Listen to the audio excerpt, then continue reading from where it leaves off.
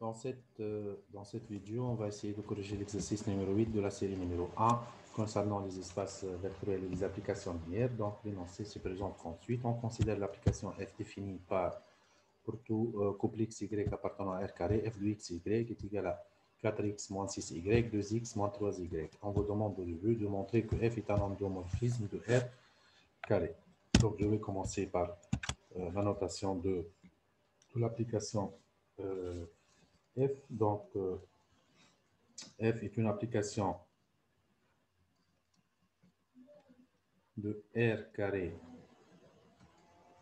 vers R carré, tel que si je prenais un vecteur U de coordonnées x, y appartenant à R carré, il va nous donner un vecteur V de coordonnées x', y',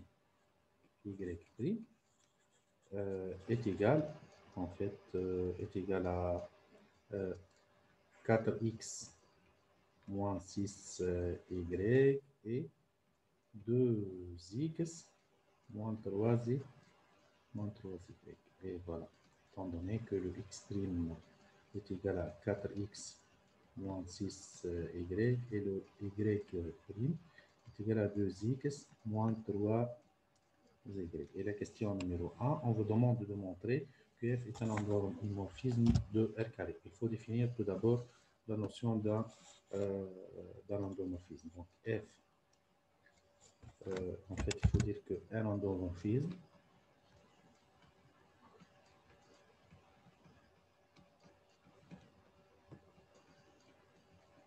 est une application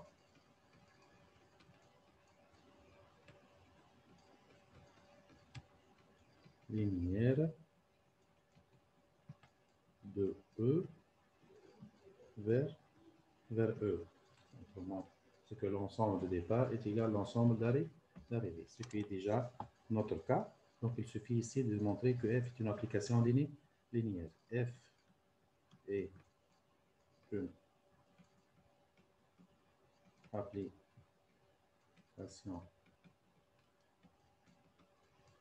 linéaire de R carré vers R carré, si, seulement si je prenais deux vecteurs pour tout U1, U2 appartenant à R carré, et pour tout scalaire, en fait, pour tout alpha, bêta appartenant à R, il faut que f de alpha U1 plus bêta U2 est égal à alpha f de U1 plus bêta f de U2.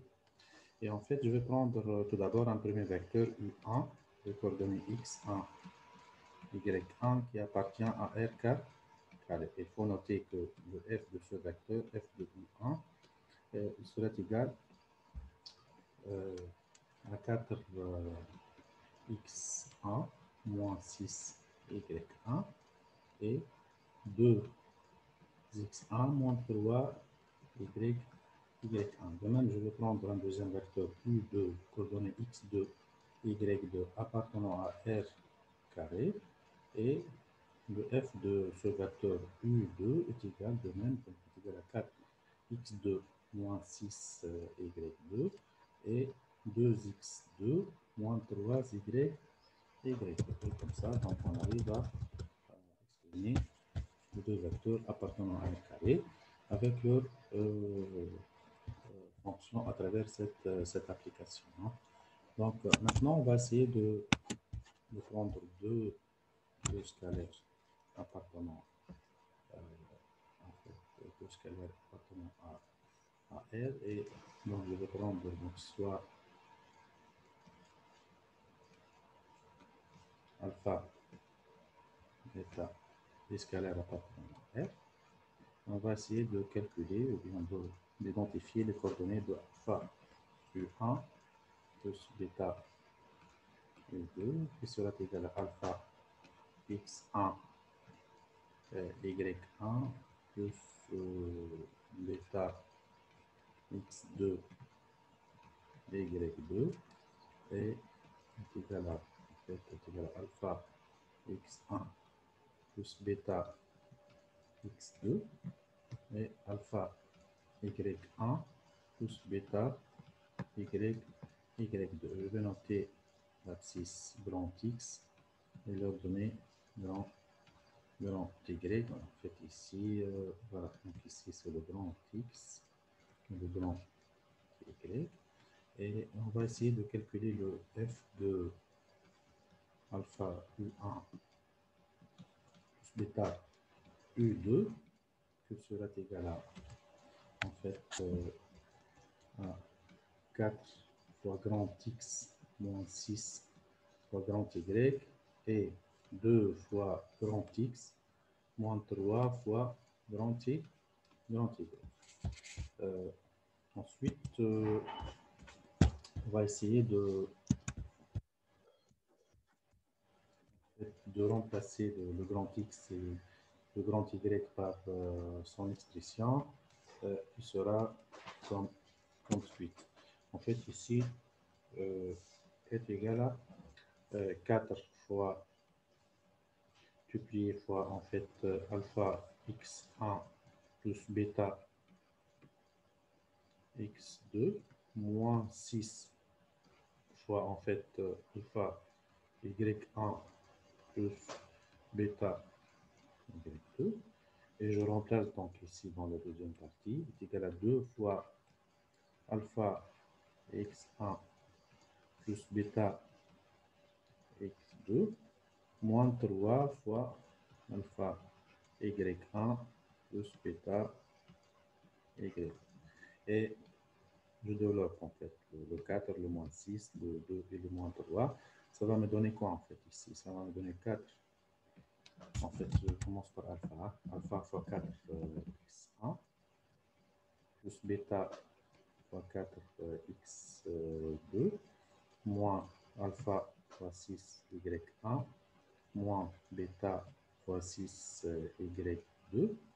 Et je développe ici le 2. Donc, je vais trouver alpha fois 2 x1 plus bêta fois 2 x2 moins alpha fois 3 y1 moins bêta fois 3 y2 voilà, est égal. Donc, je vais essayer de mettre les valeurs qui contiennent alpha en facteur. Donc, ici, alpha, alpha, alpha. Ensuite, je vais mettre les éléments de bêta en facteur.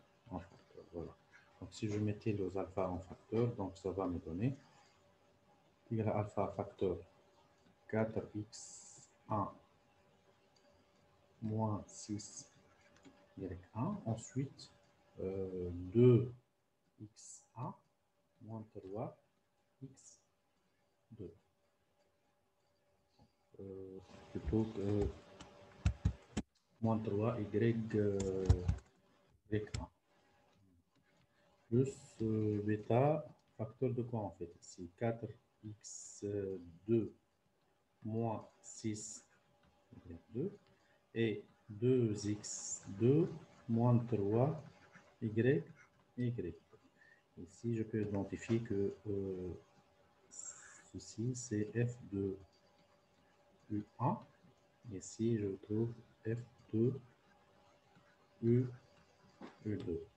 De cette façon, donc, on arrive à trouver que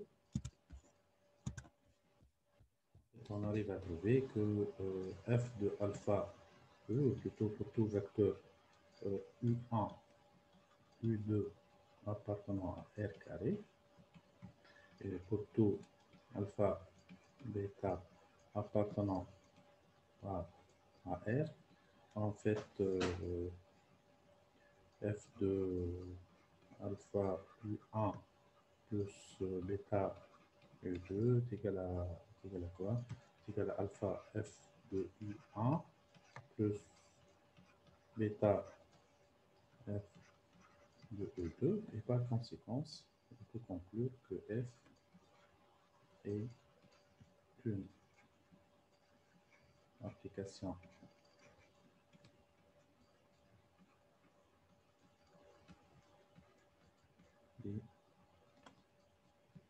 linéaire de R carré vers 8 Riemann, d'où on conclut donc la conclusion que F est un endomorphisme